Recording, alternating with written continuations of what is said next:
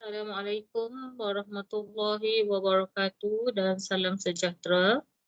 Baiklah, Assalamualaikum warahmatullahi wabarakatuh dan salam sejahtera kepada semua pelajar. Baik, untuk minggu ini kita akan menggunakan buku SPS untuk pembelajaran kita dan bab yang akan kita cover pada minggu ini adalah berkaitan bab 9 ya. Iaitu yang pertama sekali kita akan lihat berkaitan topik 9.2 pengaliran haba dan keseimbangan terma. Okey, jadi untuk yang pertama sekali ini kita akan lihat pada muka surat. Di sini kita lihat pada muka surat 119 ya. Kita akan lihat di muka surat 119 berkaitan dengan eksperimen inquiry 9.1 pengaliran haba. Okey, tujuan eksperimen hari ini adalah untuk mengkaji pengaliran haba secara kondaksi, perolakan dan juga sinaran. Okey, bahan dan radas yang akan digunakan sepanjang eksperimen kali ini adalah kuprum, perut kuprum, paku tekan, paku pekan licin ya, pablo kalium manganat 7, air, colok, seterusnya mancis, okay, seterusnya cardboard, berbentuk T, balang gas, bika, tungku kaki 3, tasa dawai, penunu bansen, seterusnya kaki retot dan juga pengapit, dan akhir sekali kepingan asbestos. Okey, baik. Seterusnya prosedur adalah dengan cara kita bahagikan murid kepada beberapa kumpulan. Okey, dan kumpulan E ini adalah akan menjalankan eksperimen berkaitan kondaksi. Okey, bagaimanakah eksperimen ini dijalankan? Okey. Kita lihat pada gambar rajah yang ditunjukkan di sini. Pada gambar rajah ini, untuk eksperimen berkaitan kondaksi, apa yang perlu kita lakukan adalah yang pertama, kita adakan root kuprum, pasang root kuprum pada satu kaki retot di sebelah kanan ini adalah kaki retot. Kita pasang root kuprum secara mendatar pada kaki retot. Seterusnya di hujung root kuprum ini kita nyalakan penunu bansen. Kita letakkan penunu bansen dulu. Seterusnya pada root kuprum ini kita letakkan paku tekan A, B dan C. Macam mana kita nak dekatkan paku tekan, kita gunakan lilin lah pada jarak yang sekata macam ni. Kita letakkan paku tekan dan akhir sekali kita buka penunu bansen. Okey, pemerhatian yang dapat dilihat adalah paku tekan berlabel A. Kalau kita lihat di situ, paku tekan berlabel A apabila penunu bansen dihidupkan, paku tekan A ni akan jatuh terlebih dahulu. Okey, diikuti oleh B dan C. Okey, kenapa kita lekatkan paku tekan menggunakan lilin? Kita tahulah konsep lilin apabila ada haba dikenakan ke atas lilin, dia akan mencair. Okey, menyebabkan paku tekan A ni paling hampir dengan penunu bansen. Jadi haba daripada api daripada penunu bansen ni akan dipindahkan pada root kuprum secara kondaksi. Jadi root kuprum ni adalah satu konduktor haba. Okey, dipindahkan melalui satu konduktor haba iaitu root kuprum dan akan sampai ke paku tekan A terlebih dahulu, kemudian B, seterusnya C. Okey, ini adalah dia punya prosedur untuk eksperimen kondaksi. Okey, seterusnya kumpulan seterusnya akan menjalankan eksperimen berkaitan perolakan di dalam cecair. Ingat ya, kondaksi melibatkan medium pepejal. Perolakan yang melibatkan medium cecair.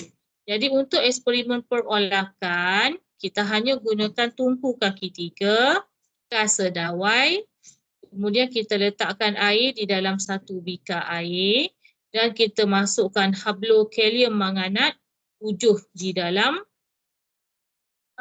kalium manganat 7 di dalam bikar air ini. Bikar yang berisi air. Seterusnya kita panaskan. Okey. Okay, apa yang berlaku? Pemerhatian yang kita dapat lihat daripada eksperimen perolahan ini, kalium manganat 7 ni dia mempunyai warna dan warnanya adalah warna biru. Okey, jadi apabila kita panaskan bikar yang mengandungi air dan hablokalium manganat 7 ini, jadi warna yang ada pada kalium manganat 7 ini akan bergerak di sekeliling bikar yang berisi air. Air yang diisi oleh di dalam satu bikar. Dan pergerakan zarah-zarah kalium manganat 7 yang berwarna ini kita dapat perhatikan. Okey, jadi pergerakan dia adalah seperti yang ditunjukkan pada gambar rajah di sebelah kanan ni. Okey, kalau kamu perhatikan dalam eksperimen kamu akan lihat dia punya pergerakan zarah-zarah adalah secara berolah macam ni. Okey. Zarah-zarah panas yang berada hampir di bahagian bawah ni hampir dengan api akan bergerak, ia akan menjadi lebih ringan ya. Zarah yang panas ia akan menjadi lebih ringan dan akan bergerak ke ruang atas bikar. Yang kawasannya lebih sejuk.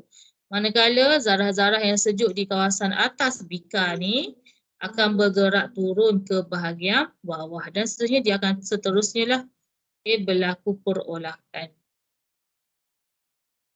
Okey, seterusnya muka surat 120. Eksperimen seterusnya adalah eksperimen C, perolahan di dalam gas. Apa yang perlu kita buat adalah kita ada satu balang gas. Di dalam balang gas ini kita letakkan satu lilin yang bernyala. Kemudian kita masukkan pula satu cardboard berbentuk T. Dan di sebelah kanan ni pula kita letakkan colok yang berasap. Okey, jadi apa yang boleh kita perhatikan selepas kita jalankan eksperimen ini adalah asap daripada colok ini akan mengisi ruang ataupun dia akan bergerak di dalam balang gas ini. Okey, jadi dia akan bergerak di dalam kerana di sini adanya kabel daripada lilin.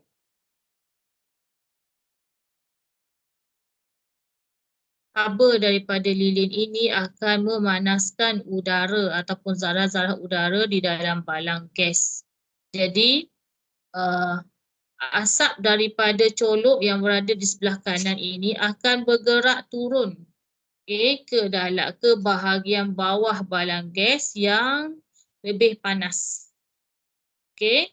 Jadi asap yang di sini, di atasnya sejuk akan bergerak ke bahagian bawah balang gas yang lebih panas. Kemudian ia dipanaskan dan akan bergerak naik ke atas apabila dia lebih ringan.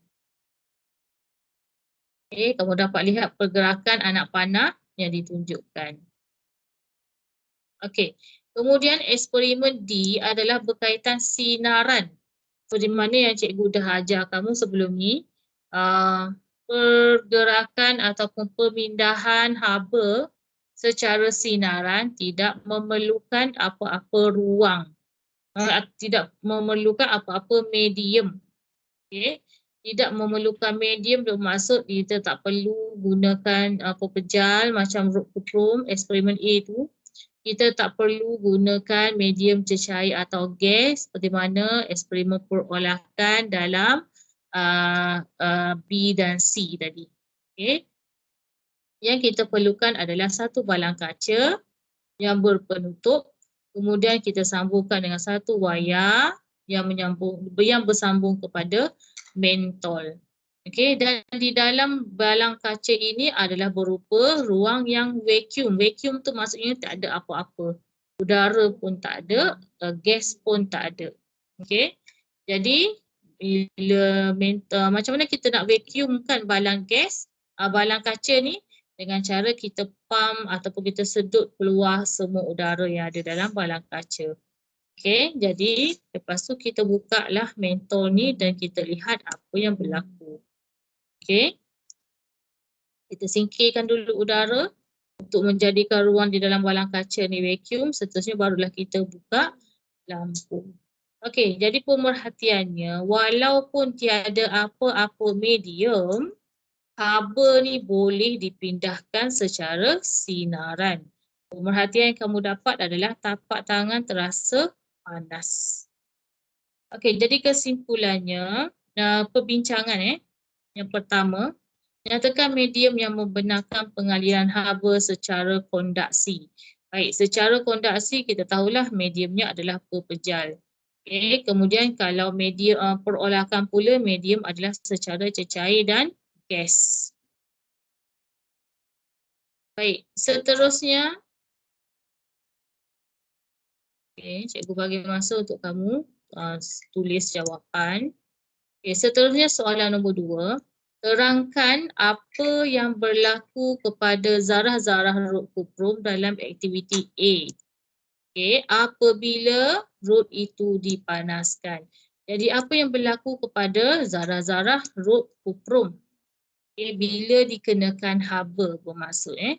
Jadi penerangannya, zarah-zarah menyerap tenaga haba. Jadi bila ada tenaga haba, zarah-zarah ni akan bergetar dengan cergas. Jadi bila ada tenaga haba, mereka terima tenaga haba, zarah-zarah pada rod kuprum ni akan bergetar dengan lebih cergas.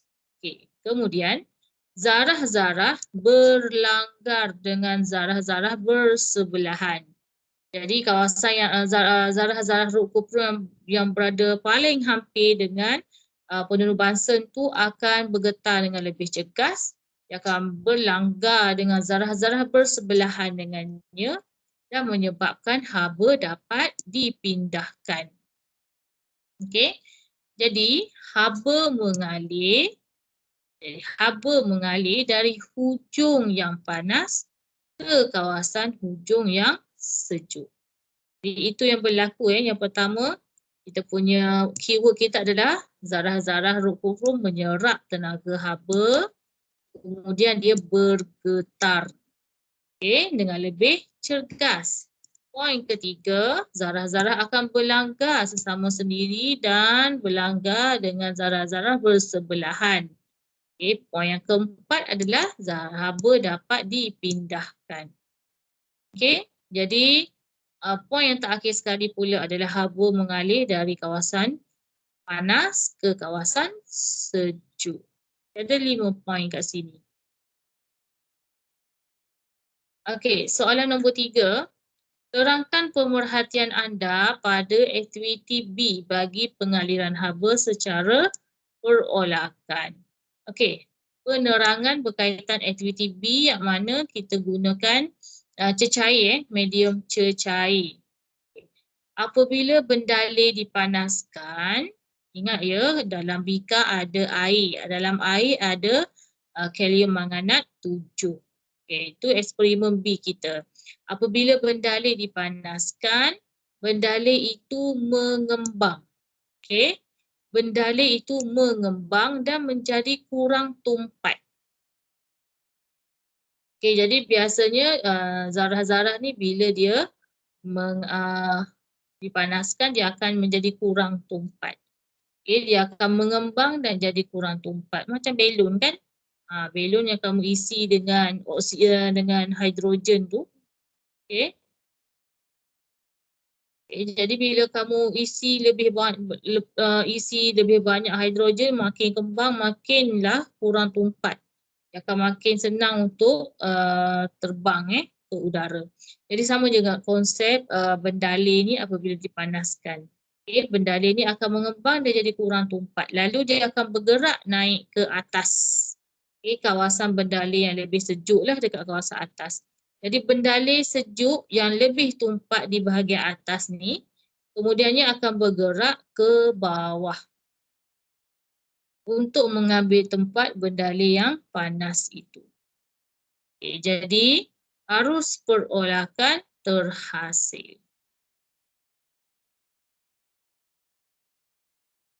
Jadi ini adalah perbincangan kita untuk soalan nombor 3. Cikgu harap kamu sempat tulis ni. Seterusnya soalan nombor 4. Mengapakah colok digunakan? Kenapa kita guna colok? Sebab kita nak dapat lihat. Untuk membolehkan arus perolahan dapat dilihat dengan lebih jelas apabila menggunakan medium gas. Supaya dapat dilihatlah. Soalan nombor 5. Nyatakan jenis pengaliran haba yang tidak memerlukan sebarang medium, iaitu dalam vacuum. Jadi jawapannya adalah jenis pengaliran haba secara sinaran. Nombor 6. Definisikan pengaliran haba secara sinaran. Kalau dalam exam, soalan minta kamu definisikan. Dia nak apa? Soalan nak apa? Soalan nak tentang pengaliran haba secara sinaran. So, kita akan tulis balik. Dia suruh kita definisikan pengaliran haba. Jadi, dekat bawah jawapan ni kita mesti salin balik pengaliran haba. Pengaliran haba, definisi pengaliran haba secara sinaran ni adalah bermaksud pengaliran haba dalam bentuk gelombang elektromagnet. Cikgu naik atas sikit lah. Gelombang elektromagnet tanpa memerlukan sebarang medium. Itu maksud secara sinaran. Dia biasanya kalau soalan definisikan ni adalah definisi secara operasi atau bermaksud dia dalam arti kata lain, apa sebenarnya yang berlaku dalam pengaliran haba secara sinaran. Itu maksud definisi yang dia minta kamu definisikan. Jadi, kita kena cakaplah pengaliran haba ni dalam bentuk gelombang elektromagnet. Yang mana gelombang elektromagnet ni bukan dalam bentuk pebejal, bukan dalam bentuk cecair, bukan juga dalam bentuk gas. Iaitu tanpa memerlukan sebarang medium. Jadi soalan nombor 7. Mengapakah pengaliran haba secara kondaksi atau perolahan tidak dapat berlaku secara vacuum ataupun tidak boleh berlaku dalam vacuum? Kerana dalam vacuum ni kita tidak mengandungi sebarang zarah. Tiada zarah yang hadir di dalam vacuum. Maksud lain dia. Untuk mengalirkan haba secara kondaksi ataupun secara perolahan. Kerana apa? Kerana vacuum ni tidak mengandungi zarah untuk mengalirkan haba secara kondaksi atau perolahan. Sebab itulah pengaliran haba secara kondaksi dan perolahan tidak boleh berlaku dalam vacuum. Lengkapkan ruang kosong tentang keseimbangan terma. Jadi kita lihat ada satu bongkah yang satunya suhu 100 darjah Celsius. Ini kita senang cerita bongkah besi lah. Bongkah besi kita panaskan dia sehingga 100 darjah Celsius. Kemudian kita rapatkan dia, letak dia secara bersebelahan dengan rapat dengan satu lagi bongkah besi yang suhu dia 0 darjah Celsius yang baru keluar daripada ais. Daripada peti ais. Bila kita rapatkan di antara kedua-dua bongkah besi 100 darjah Celsius dan 0 darjah Celsius ni, keseimbangan terma berlaku yang mana haba daripada bongkah besi yang bersuhu 100 darjah Celsius akan bergerak ke kawasan yang lebih sejuk, iaitu ke kawasan bongkah besi yang bersuhu 0 darjah Celsius. Yang akan berlaku pengaliran haba dari kawasan bongkah besi 100 darjah Celsius ke kawasan bongkah besi 0 darjah Celsius sehingga tiada lagi pengaliran haba berlaku sampailah dia seimbang. Jadi penerangannya lah, dua objek yang berada dalam sentuhan terma memindahkan haba antara dua objek itu. Dari objek bersuhu tinggi ke objek bersuhu rendah. Okay. Keseimbangan terma dicapai apabila pemindahan haba antara dua objek adalah sifar. Okay. Jadi sampailah tiada lagi pengaliran haba berlaku. Okay. Suhu kedua-dua objek ketika ini adalah sama. Jadi keseimbangan terma berlaku berlaku apabila suhu kedua-dua objek yang berbeza suhu pada awalnya itu dah pun berjadi sama. Okey, jadi kesimpulannya, haba mengalir secara kondaksi dalam pepejal secara perolakan melalui bendalih dan secara sinaran melalui vacuum. So, ini adalah kesimpulan kita pada topik kali ini. Okey? Okey, jadi cikgu akan kita akan lihat ke sini. Okey, kita akan lihat topik seterusnya pada hari ini adalah berkaitan pengaliran haba dan fenomena alam. Alright. Jadi lengkapkan ruang tentang pengaliran haba yang berlaku dalam fenomena alam. Kemudian nyatakan cara pengaliran haba dalam petak yang disediakan. Okey. Kita lihat yang nombor 1 dulu, sebelah kiri. Okey, ini adalah bayu laut. Okey, bayu laut. Bayu laut tu maksudnya, kalau gambar rajah yang tunjukkan ni, angin daripada bayu daripada laut tiba di daratan. Okey, mengalir ke daratan, menghembus ke daratan. Kemudian bayu daripada daratan ini naik ke atas, ke awan. Okay, jadi udara pada bahagian B ni iaitu pada daratan, udara panas naik. Kemudian dekat laut ni pula udara sejuk bertiup ke arah darat. Okay. Kerana apa? Sebab pada darat lebih panas pada waktu siang. Okay. Jadi kita lihat di sini berlakunya pengaliran haba secara perolakan. Okay, jadi haba ni bergerak daripada kawasan sejuk iaitu pada laut ke kawasan yang panas iaitu darat pada waktu siang. Berlakunya bayu laut. Okey, bayu darat pula kita lihat di sini. Laut ni lebih panas pada waktu malam.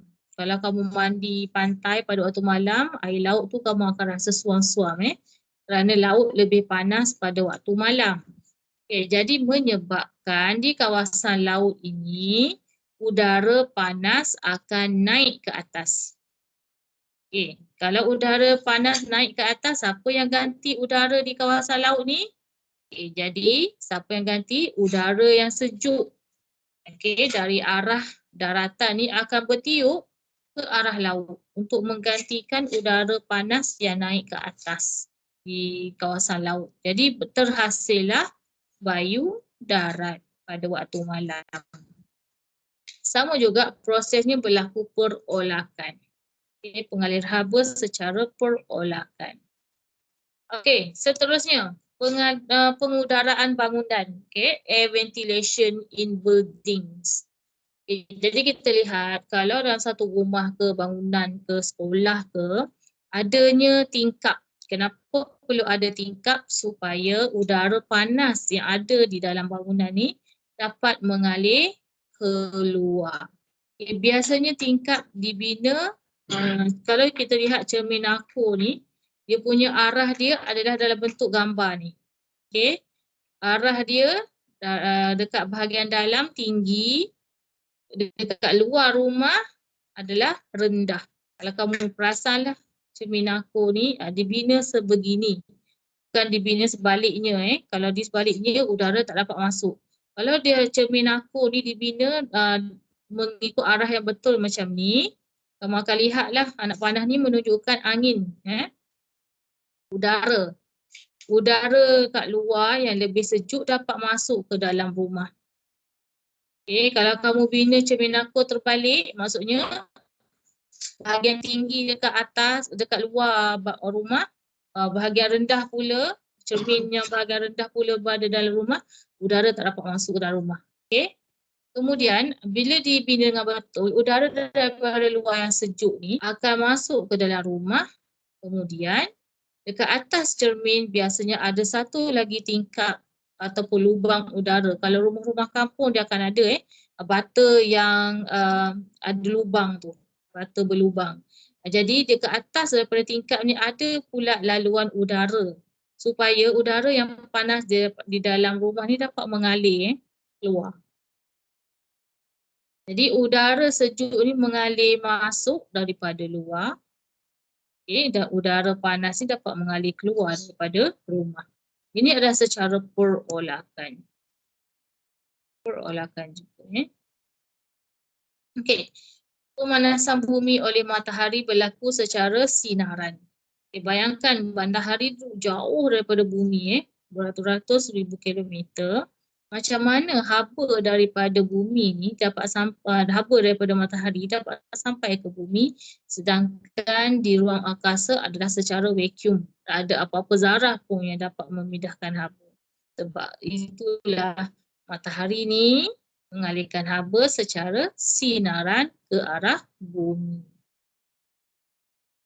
Okey. Konduktor haba dan penebat haba. Baik. Konduktor haba adalah contohnya besi, zinc, perak, nikel, kuprum, merkuri, aluminium. Contoh penebat haba pula adalah getah, plastik, gabus, dan kaca dan kayu. Jadi cikgu bagi masa untuk kamu salin. Konduktor haba ni semua peralatan yang berasaskan logam boleh mengalirkan haba. Zinc, besi, perak, nikel, kuprum, merkuri dan aluminium. Semuanya adalah berasaskan logam. Konduktor haba ni ialah bahan yang boleh mengalirkan elektrik. Seterusnya penebat haba. Penebat haba adalah seperti getah, plastik, gabus, kaca dan kayu. Getah, plastik, gabus, kaca dan kayu. Semua ni penebat haba ni adalah bahan yang tidak boleh mengalirkan elektrik. Ataupun penebat haba ni kita katakan bahan yang boleh menghalang pengaliran haba. Sorry, bukan elektrik, haba. Okey. Kemudian soalan nombor 2. Nyatakan konduktor haba berdasarkan kegunaannya dalam kehidupan harian. Okey. Yang pertamanya aluminium membuat peralatan memasak supaya cepat masak. Okey. Kuprum digunakan untuk membuat paip dalam peti sejuk dan dawai elektrik. Okay. Merkuri digunakan dalam termometer untuk mengesan perubahan suhu. Merkuri ni bentuk dia secara berdalik. Sifat fizik dia adalah cair, ada suhu bilik. Jadi dia sensitif terhadap perubahan suhu dan boleh digunakan dalam termometer lah untuk mengesan suhu. Soalan seterusnya, nyatakan penebat haba berdasarkan kegunaan dalam kehidupan seharian. A. Polistirena membuat dinding kotak ais. B. Asbestos untuk membuat pakaian ahli bomba. C. Plastik untuk membuat pemegang peralatan memasak. Di sarung tangan ketuha untuk mengeluarkan dulang makanan yang panas daripada ketuha. I kayu untuk membuat pelapik pada periuk panas dan juga apa tu? Sudip sudip punya untuk masak lah. Okey, cikgu harap kamu sempat salin ni. Polisterina A, B asbestos, C plastik, D sarung tangan ketuha dan E adalah kayu.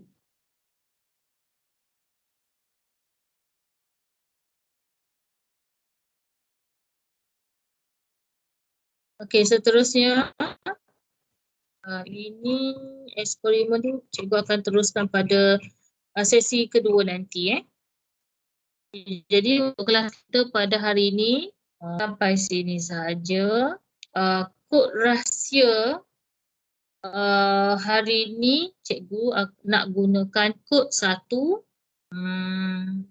adalah konduktor, kod 2 adalah penebat. Okay. Kod 1 adalah konduktor, kod 2 adalah penebat. Okay. Kalau kamu melihat rakaman ini, kamu akan dapat Pumahadi 1 adalah konduktor, kod Pumahadi 2 adalah penebat. Jadi itu sahaja kelas kita pada hari ini. Kita akan bersambung lagi pada kelas yang seterusnya. Okay. Dan untuk kelas seterusnya ni kita akan start dengan muka surat 1, 2, 4 dan insya-Allah lah sampai habis. Alright? Sampai habis insya-Allah. Okay. Terima kasih. Itu saja. Assalamualaikum. Jangan lupa isi link kehadiran ya. Link Pemahadir jangan lupa isi. Dan gunakan kod yang cikgu dah nyatakan. Jangan guna kod yang berbeza. Alright. Terima kasih. Assalamualaikum.